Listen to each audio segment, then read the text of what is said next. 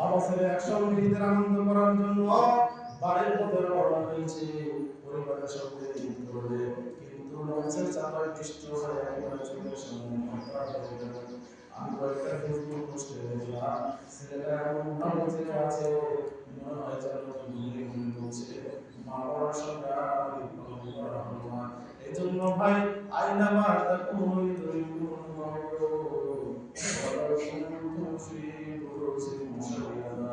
মৃত্যু এমন ভয়ঙ্কর, মৃত্যু যখন তোমার আসিবে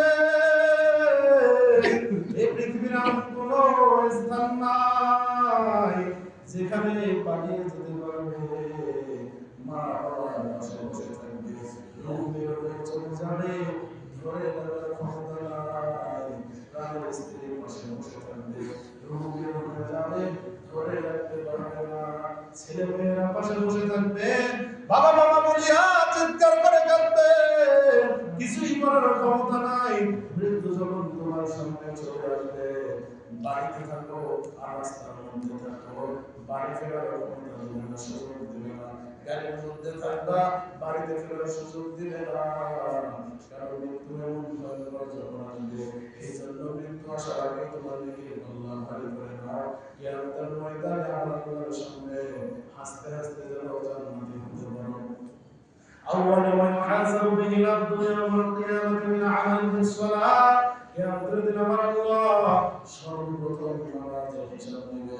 যার আমলনামায় নামাজ আছে ওই ব্যক্তি জান্নাতি হতে পারবে, আর যার আমলনামায় নামাজ নাই ওই ব্যক্তির খবর আমার আল্লাহ ভালো জানেন। দৈনিক 5 ওয়াক্ত নামাজি হয়ে যাও, আমি সাবধান করে দেই, এই রমজানে সাবধান হয়ে যাও, কারণ আপনাদের কখন আমাদের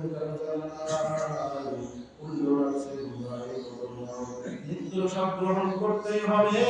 মৃত্যু যখন তোমার কাছে আসবে ওয়াচিং পথে যাত্রা শুরু করতে হবে, ওয়াচিং দেশে যাত্রা শুরু করতে হবে। যেই দেশে একবার গেলে ফিরে আসার আর কোনো সুযোগ নাই। প্রাণের স্ত্রীকে ছেড়ে যাইতে হবে, আদরের সন্তানকে ছেড়ে রওনা করতে হবে। মা বাবা পাশে বসে থাকবে, তোমরা কে কোথায় আছো এসে দেখে যাও, আমার সন্তানের দুনিয়ায় নাই। মা বাবাকে ছেড়ে যাইতে হবে, কোনো উপায় নাই। আজরাইল যখন চলে আসবে কখন আসে বলা যায় না। পাখি তুমি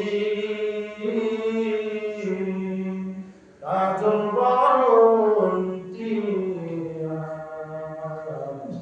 ছোটলে যাইবা চলে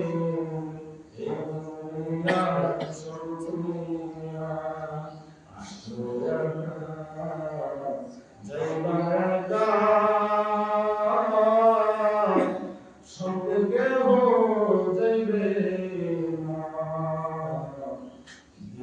চাই কেমনে সবে কেউ ফিরে যাইবে